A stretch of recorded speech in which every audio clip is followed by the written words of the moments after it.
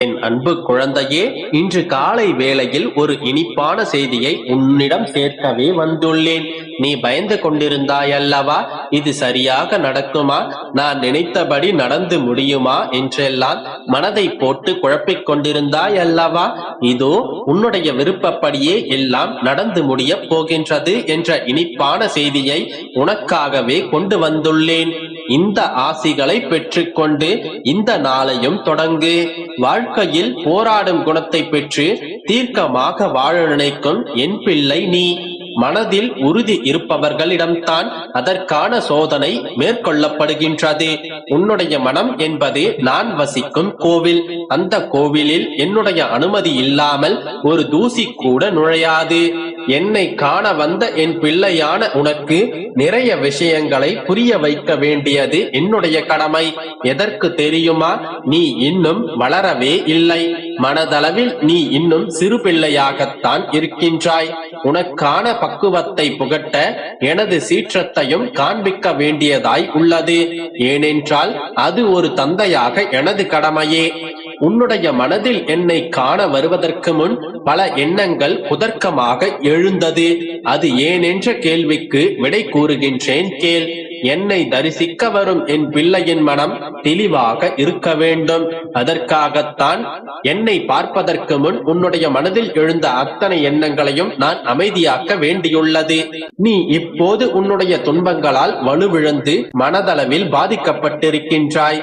இந்த நேரத்தில் தேவையில்லாத எண்ணங்கள் உன்னிடத்திலும் உன்னுடைய மனதினுள்ளும் எழ ஆரம்பிக்கும். இத்தகைய தருணத்தில் தான் எதிர்மறை எண்ணங்கள் உன்னை ஆட்டி படைக்கும். எனவே இது மாதிரியான துன்பங்கள் நிறைந்த காலத்தில் நீ மனதை தெளிவாக வைத்துக் கொள்ள வேண்டும். எந்த மாயையும் உன்னை ஆட்கொள்ள முடியாமல் பார்த்து கொள்ள வேண்டும். இப்பொழுது உன்னுடைய வாழ்க்கையில் நீ ஆசைப்பட்டதெல்லாம் நிறைவேறும் காலம்தான். ஆனால் இந்த வாழ்க்கையில் மேடு பள்ளம் இல்லாத இடம் என்று ஒன்றுமே கிடையாது. அதுதான் உன்னை யார் என்று உனக்கு உன்னையே அறிமுகப்படுத்தும். இங்கே எல்லா மரங்களும் சிறிதாக இருப்பதுமில்லை, பெரிதாக இருப்பதும் இல்லை. சிறிதாய் இருக்கும் மரங்கள் பெரிய மரங்களை பார்த்து பிரமிக்குமாம். ஒரு நாள் நான் இப்படி வளர வேண்டும் என்று ஆசையும் படுமாம். அதுவும் அதே போல வளருமாம் பெரிதாக. அதே போல வளர்ந்து கொண்டிருக்கும் சிறிய மரங்களை பெரிய மரங்கள் கவனித்துக் கொள்ளுமாம். நம்மால் முடிந்த அளவிற்கு அதன் வளர்ச்சிக்கு ஒரு துணையாய் அதற்கு நிழல் கொடுப்போம் என்று நினைத்து அவ்வாறு செய்யுமாம். அதே போல அந்த மரம் வளர்ந்து மற்ற மரங்களுக்கு தான் பெற்ற உதவியை அதுவும் செய்யும். அவ்வாறே ஒன்றுக்கு ஒன்று உதவி செய்து நாளடைவில் அது ஒரு பசுமையான மரங்களும் புட்களும் நிறைந்த நந்தவனமாக மாறும். இங்கே முதல் மரம் நாம் வளர்ந்து விட்டோம், இது போதாது, வானளவில் வளர்ந்து நிற்க வேண்டும் என்று நினைத்திருந்தால் நந்தவனம் அங்கு தோன்றி இருக்காது. அது தரத்தை பார்க்கவில்லை. தனக்கு கிடைத்த போதுமான வளர்ச்சியில் மன நிறைவு பெற்று அடுத்தடுத்த சிறிய மரங்கள் வளரவும் உதவி செய்தது. அவற்றை போலவே மனிதனும் எண்ணினால் எல்லோரும் வாழும் வாழ்க்கை நந்தவனமாக மாறும். நீ உன்னுடைய மனதிற்கு நன்றாகத்தான் வாழ்வாய். ஏனென்றால் நீயும் அந்த மரத்தை போன்றுதான். நீ ஒரு பக்கம் வளர வேண்டி இருந்தாலும் மற்றவர்களுக்கு உதவி புரியும் குணமும் நிறைவாய் இருக்கின்றது. அதனால் தான் கூறுகின்றேன், நீ நன்றாக வாழ்வாய். என் பரிபூரண அருளும் ஆசீர்வாதமும் உனக்கு என்றும் உண்டு. நம்பிக்கையோடு இரு, நல்லதே நடக்கும். என் அன்பு குழந்தையே, இந்த பிரபஞ்சத்தில் நீ எதை செய்தாலும் அதுவே உனக்கு திரும்ப வரும். வாழ்வில் எதுவும் அதுவாக நடப்பதில்லை. நமக்கு வேண்டியதை நாம் தான் அமைத்துக் கொள்ள வேண்டும். இவற்றை அனைத்தையும் ஏற்றுக்கொண்டால் மட்டுமே வாழ்வில் மாற்றம் நிகழும். உன்னை நீ மாற்றிக்கொண்டால்தான் உன்னை பின்தொடர்ந்து உன் வாழ்க்கையும் மாறும். உன் வாழ்வில் நடப்பவைக்கு நீயே பொறுப்பு என்று முதலில் நீ உணர வேண்டும். நேற்று, இன்று, நாளை என்ற மூன்றும் ஒன்றோடொன்று தொடர்புடையது. ஒரு சமயத்தில் இருவேறு நிகழ்வுகளை சிந்திக்க முடியாது. உன்னுடைய நடத்தை சிந்தனையிலும் செயலிலும் பிரதிபலிக்க வேண்டும்.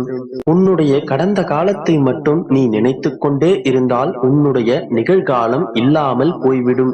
இது அனைத்தும் கர்மாக்களின் பலன்களாகும்.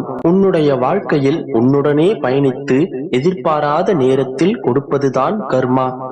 நீ யாரை சந்திக்க வேண்டும் என்பதை காலம் முடிவு செய்கின்றது. உன்னுடைய வாழ்க்கையில் உன்னுடன் யார் இருக்க வேண்டும் என்பதை உன்னுடைய மனம் முடிவு செய்கின்றது. உன்னுடன் யார் இருக்க முடியும் என்பதை உன்னுடைய நடத்தை தான் முடிவு செய்கின்றது. பிள்ளையே, எத்தனை தோல்விகளை சந்தித்தாலும் தன்னம்பிக்கையை மட்டும் இழந்து விடாதே. உன்னை வெறுத்தவர்களை நினைவில் வைத்திரு. திறமையின் உச்சத்திற்கு சென்று உன்னை நீ உலகிற்கு நிரூபித்து காட்டு. உன்னுடைய வெற்றியை அவர்கள் ஏற்றுக்கொள்ளாமல் வெட்கப்பட்டு தலைகுனியட்டும். காலம் ஒவ்வொரு துன்பத்தின் பிறகும் ஒரு இன்பத்தை மறைத்து வைத்திருக்கும். வெற்றியோ தோல்வியோ எதுவாயினும் கடமையை செய். யார் உன்னை பாராட்டினாலும் பாராட்டாவிட்டாலும் கவலை கொள்ளாதே. உன்னுடைய திறமை வெளிப்படும் போது பகைவனும் உன்னை தலைகுனிந்து வணங்குவான். 1 மடங்கு திறமை, 2 மடங்கு தேடல், 3 மடங்கு பொறுமை என்கின்ற விகிதத்தில் உன்னை நீ தயார்படுத்தினால் மட்டுமே உன்னுடைய லட்சியத்தை உன்னால் அடைய முடியும். தனது சோகங்களை பகிர்ந்து கொள்வதற்கும் தனது திறமைகளை வளர்த்துக் கொள்வதற்கும் ஒவ்வொரு மனிதனுக்கும் ஒரு துணை தேவைப்படுகின்றது. வாழ்க்கையில் உனக்கு துணையாக யாரும் இல்லை என்று வருந்தாதே. எப்பொழுதும் எந்த சூழ்நிலையிலும் உன்னுடைய நிழலாகவே நான் உனக்கு துணையாக நிற்பேன். தைரியமாக போராடு, நிச்சயம் வெற்றி பெறுவாய். நம்பிக்கையோடு இரு, நல்லதே நடக்கும். என் அன்பு குழந்தையே, உன் வாழ்வில் நடக்கும் அத்தனை மர்மங்களுக்கும், உன் மனதில் இருக்கும் அத்தனை மாயைகளுக்கும், உனக்குள்ளே இருக்கும் அத்தனை கேள்விகளுக்கும் தீர்வையும் விடையையும் தருவதற்காகவே உன் அப்பா நான் வந்துள்ளேன். இப்போது உன்னை சுற்றி பல்லாயிரக்கணக்கான கேள்விகள் இருக்கின்றது. என் வாழ்வில் ஏன் இப்படி நடக்கின்றது? எதற்காக இந்த நிகழ்வுகள் எல்லாம் என் கண் முன்னே நிகழ்கின்றது? நான் சற்றும் எதிர்பார்க்காத, சம்மதமில்லாத நிகழ்வுகள் எல்லாம் எனக்காகவே நடக்கின்றதே. எதற்காக இவையெல்லாம் நடக்கின்றது? எப்போது இவையெல்லாம் ஒரு முடிவிற்கு வரும்? எப்போதுதான் என் வாழ்க்கை நான் நினைத்தபடி மாறும்?